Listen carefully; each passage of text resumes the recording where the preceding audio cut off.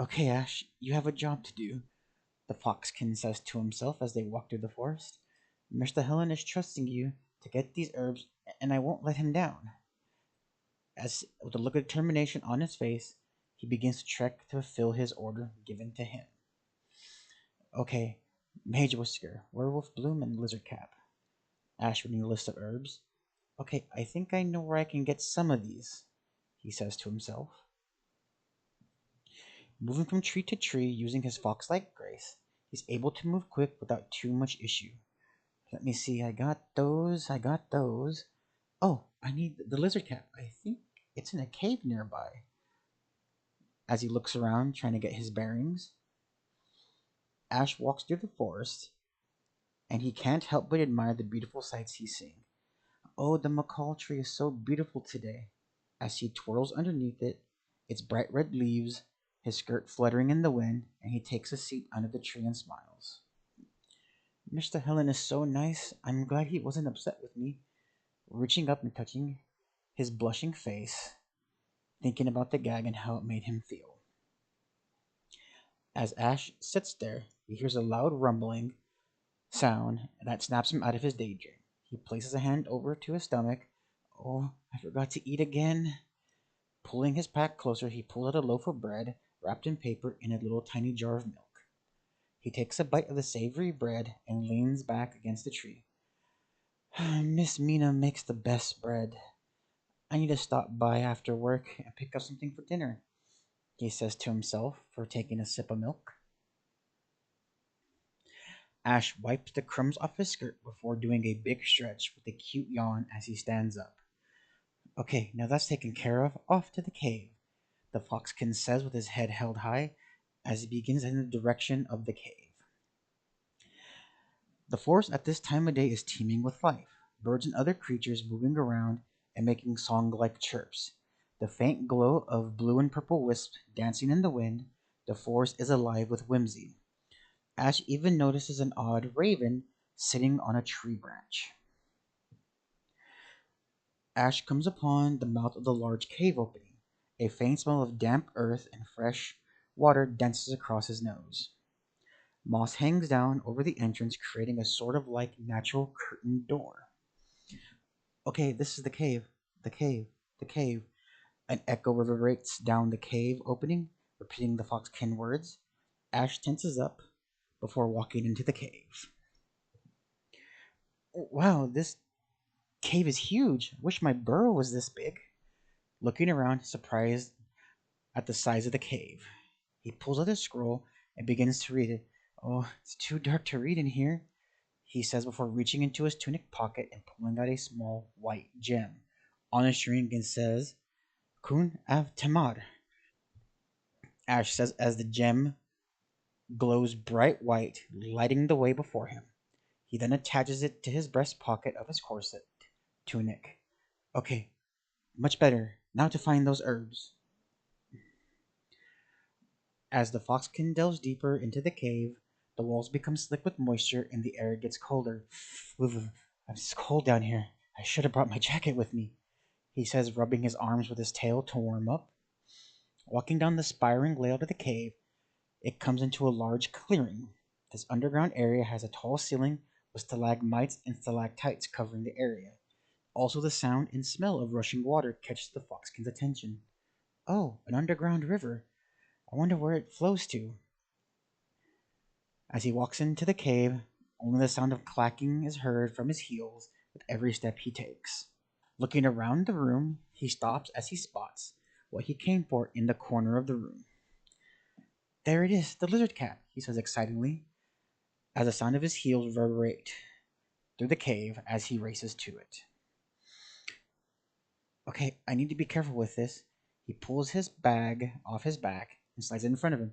Okay, I need my tools, and now it's time to get picking, he says happily as using his herb tools to start picking the mushroom caps one by one. As Ash is working, he begins to notice something in the air. His nose begins to twitch. What's that smell? Is that a fire? Placing the tools back into his pack and closing it, he stands up and walks towards the smell. Turning the corner, Ash spies a makeshift camp. Several bread rolls surround the campfire with a pot bubbling away over the fire.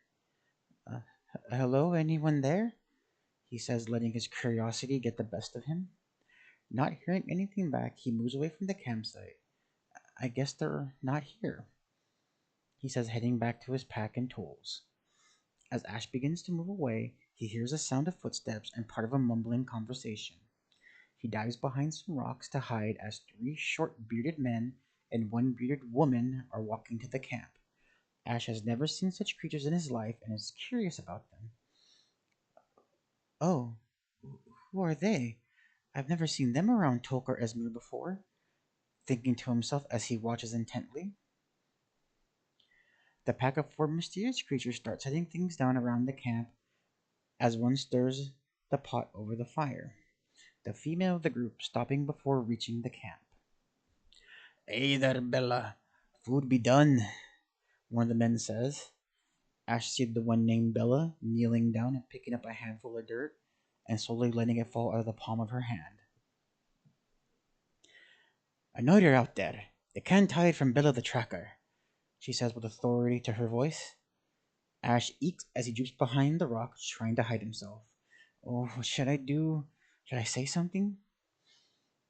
Torn on what to do, he lets his curiosity nature get the best of him.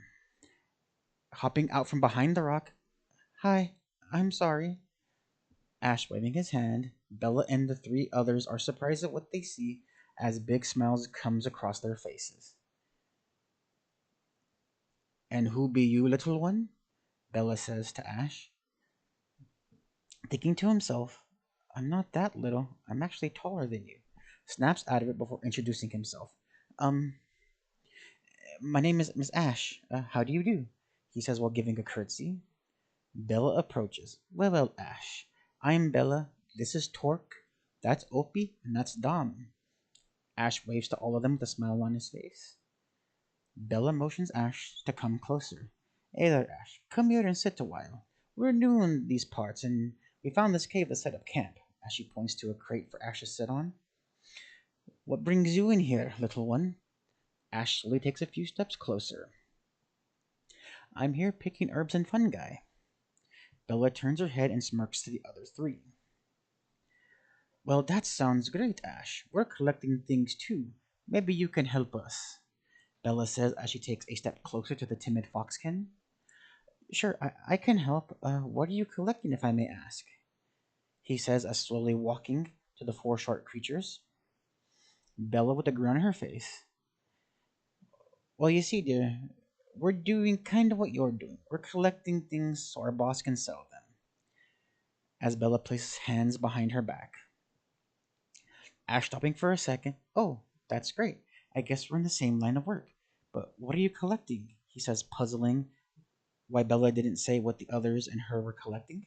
Oh, this and that, but finding you means we can get our work done a lot faster, Bella says with a grin. Ash freezes for a moment. What what do you mean? Well, you see, we're hunters, and right now, our prey is you. Get 'em, boys, Bella says, signaling the others. Me? What do you want me for? Ash can't finish his sentence as the three male dwarfs spring into action, surrounding the foxkin. It's gonna be a good payday tonight, one of them says, pulling out some rope. Who'd have think that one of them would walk into us? Another one pulling out some chain.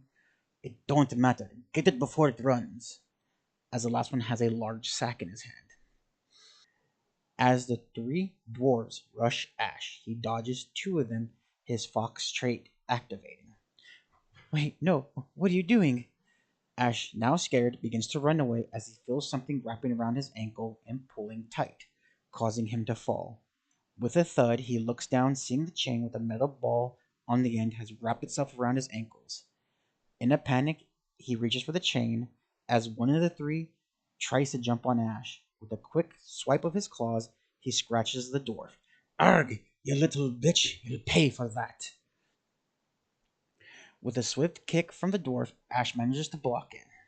He feels the pull on the chain as he's being dragged closer to the third one.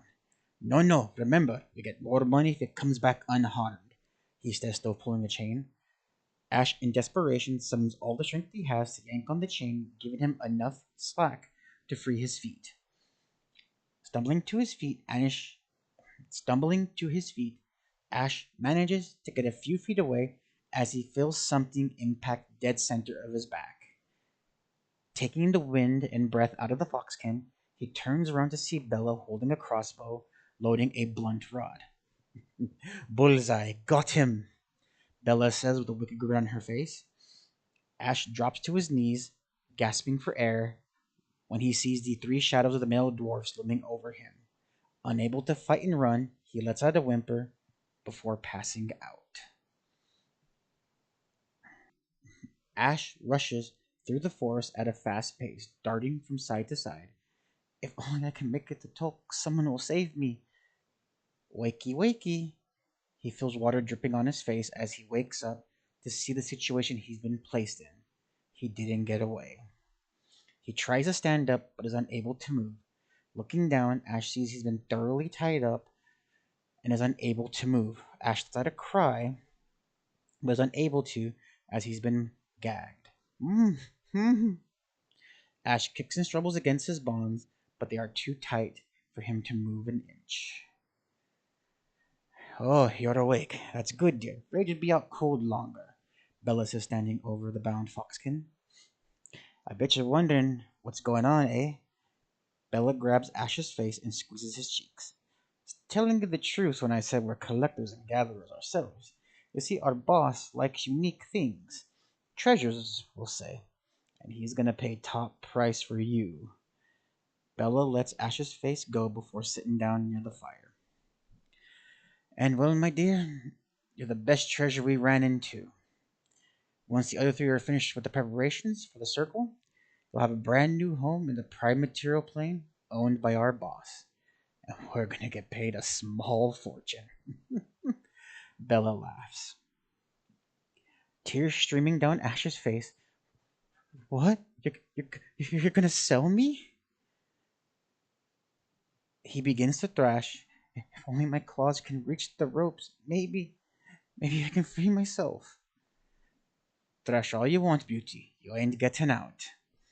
Bella stands up and sees one of the other dwarfs return. Aye, it's ready, Bella. Grab it and let's go. Bella and the other male dwarf pick up the bound foxkin and carry him away.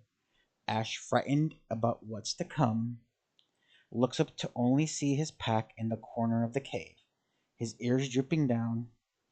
Mr. Helen. Tears well up and pull down his face as his captors turn the corner, heading for the exit.